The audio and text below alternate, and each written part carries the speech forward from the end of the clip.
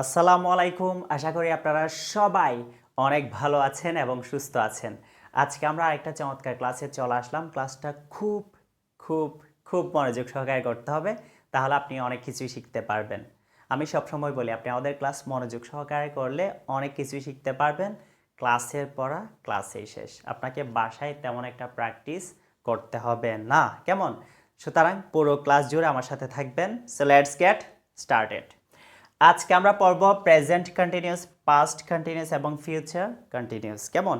এই তিনটা দেখুন। তার আগে আমি একটু বলে রাখি, সেটা হচ্ছে আমরা যখন টেন্স পড়তে যাই বা টেন্স শিখি তখন কি করি?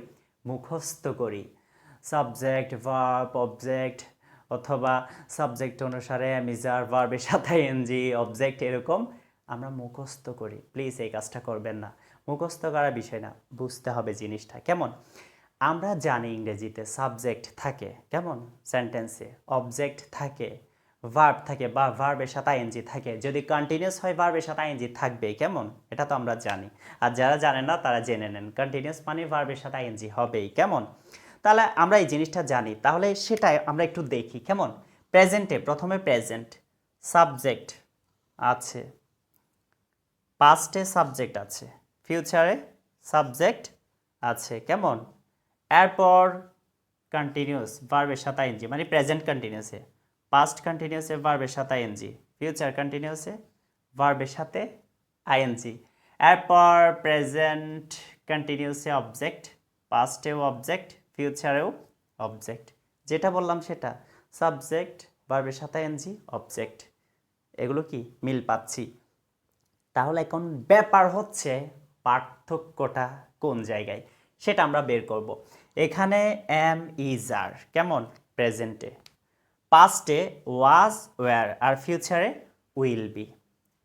প্রেজেন্ট কন্টিনিউয়াস প্রথমে খেয়াল করবেন, প্রেজেন্ট কন্টিনিউয়াস কোনো একটা কাজ বা কিছু একটা বর্তমানে চলতেছে বা হচ্ছে। কেমন? সে স্কুলে যাচ্ছে, এখন যাচ্ছে, সে রান্না করতেছে, আমি খেলছি, তারা আসতেছে, এই ধরনের বাক্যগুলো আর কি। কেমন? অর্থাৎ বর্তমানে কোন একটা কাজ চলতেছে, এখন কোন একটা কাজ চলতেছে, প্রেজেন্ট কন্টিনিউয়াস। তাহলে আমি যদি বলি এম দিয়ে একটা বলি, কেমন, আই এম প্লেয়িং ক্রিকেট, আমি ক্রিকেট খেলতেছি। সে is, he is playing cricket, সে ক্রিকেট খেলতেছে। বা Rahim is playing cricket, Rahim cricket খেলতেছে। আমরা উই আর প্লেয়িং ক্রিকেট, আমরা ক্রিকেট খেলতেছি। তারা দে আর প্লেয়িং ক্রিকেট, তারা ক্রিকেট খেলতেছে। ক্লিয়ার? এবার পাস্ট কন্টিনিউয়াস, আগে অতীতে কোনো একটা কাজ বা কিছু একটা হচ্ছিল, অতীতে কিছু একটা হচ্ছিল, পাস্ট কন্টিনিউয়াস। তো একই রকম আমরা যে বললাম আমি ক্রিকেট খেলতেছি, এটাকে একটু চেঞ্জ করেন, আমি ক্রিকেট খেলছিলাম।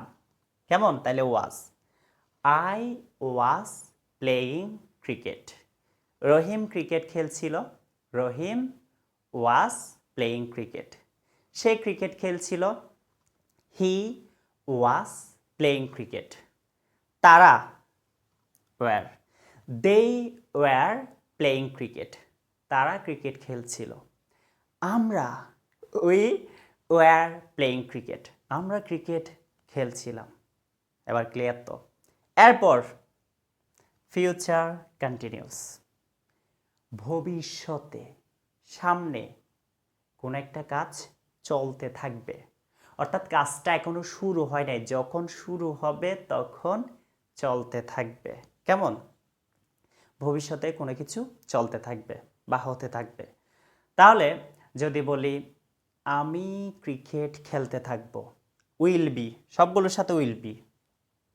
I will be playing cricket, আমি ক্রিকেট খেলতে থাকব।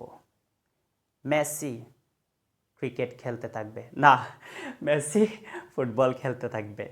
Messi will be playing football. Rahim cricket খেলতে থাকবে। রহিম উইল বি প্লেয়িং ক্রিকেট। আমরা ক্রিকেট খেলতে থাকবো। We will be playing cricket. তারা ক্রিকেট খেলতে থাকবে। দেই উইল বি প্লেয়িং ক্রিকেট। এটাই হচ্ছে কথা। সো আশা করি ক্লাসটা বুঝছেন। যদি আপনার ক্লিয়ার হয়ে যায় জিনিসটা, প্রেজেন্ট কন্টিনিউয়াস, পাস্ট কন্টিনিউয়াস এবং ফিউচার কন্টিনিউয়াস, তিনটা দিয়ে তিনটা সেন্টেন্স লিখবেন। আমি স্কুলে যাচ্ছি, আমি স্কুলে যাচ্ছিলাম, আমি স্কুলে যেতে থাকব। কেমন? এই তিনটা সেন্টেন্স কমেন্ট সেকশনে লিখে ফেলবেন। সবাই ভালো থাকবেন, সুস্থ থাকবেন, আর ক্লাসটা শেয়ার করে দিবেন যাতে অন্যরা উপকৃত হয়। দেখা হচ্ছে নেক্সট কোনো ভিডিওতে। আসসালামু আলাইকুম।